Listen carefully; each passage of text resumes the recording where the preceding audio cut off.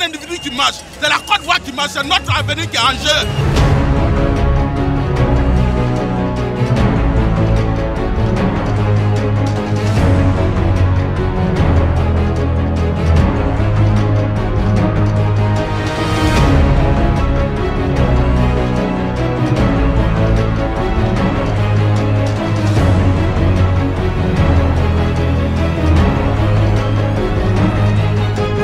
Il est question de trouver toutes les solutions.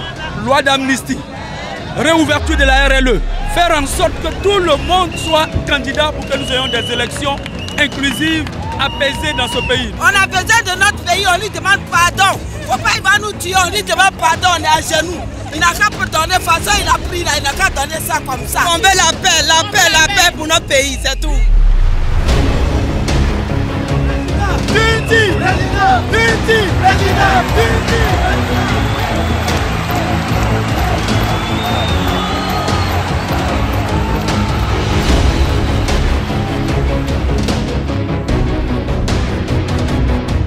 Allons arracher l'âme de notre pays. Subitement, le petit-fils de Félix Houphouët-Boigny ne plus rien.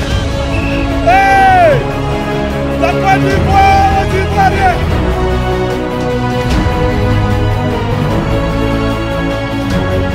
Le PDCI est en train de revivre avec Thiam.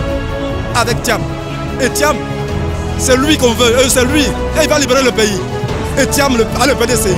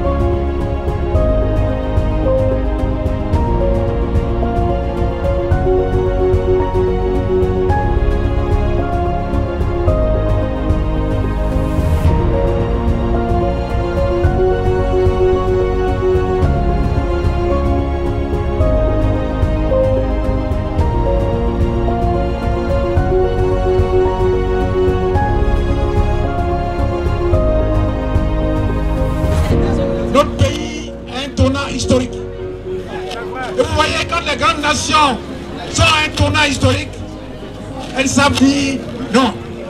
Nous sommes venus pour dire non. Nous sommes venus pour dire non. Nous sommes venus pour dire non. Nous sommes venus pour dire non à M. Ouattara.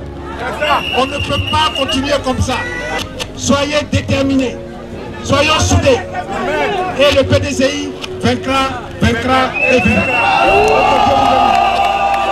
Le président me charge de vous dire que nous sommes le PDCI RDA et que nous devrons nous rappeler qu'en 1999, ici en Côte d'Ivoire, pour faire l'alternance, il y a eu un coup d'État. En 2010, pour faire l'alternance, il y a encore eu un coup d'État. En 2025, il ne faudrait pas qu'il y ait un coup d'État pour faire l'alternance. Pour la première fois dans l'histoire de la Côte d'Ivoire, on doit pouvoir faire l'alternance sans qu'il y ait effusion de sang. Et le président me charge de vous dire que le PDCI RDA, notre parti, a son rôle à jouer. Notre rôle, c'est ce rôle d'amour. Nous devrons parler avec amour à nos frères d'un côté. Nous devons les rassurer que nous sommes la patrie de la vraie fraternité. Que le 25 au soir, quand il y aura l'alternance, il ne se passera rien en Côte d'Ivoire. Qu'il faudrait bien qu'il y ait l'alternance. Vous devrez absolument aimer tout le monde. C'est l'amour qui tue la haine. C'est l'amour qui tue la haine. Nous devrons nos frères, nous devrons nous aimer vivants et nous devons faire en sorte que notre Côte d'Ivoire, notre chère Côte d'Ivoire, rentre dans l'histoire par une alternance démocratique. Et le 25 au soir, lorsque nous aurons fait l'alternance, il n'y aura pas de chasse aux sorcières. Qu'ils se rassurent, nous sommes le PDCI-RDA, le parti bâtisseur de la Côte d'Ivoire moderne. Et je voudrais vous dire que le président me charge de vous dire merci.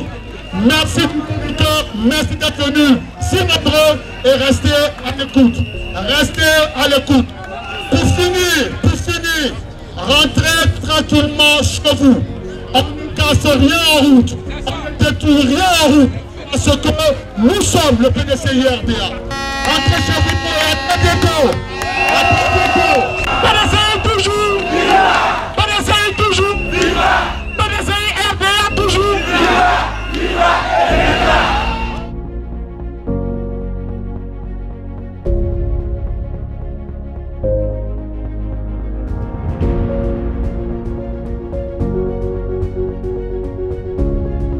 Vous avez vu, nous avons bravé la pluie.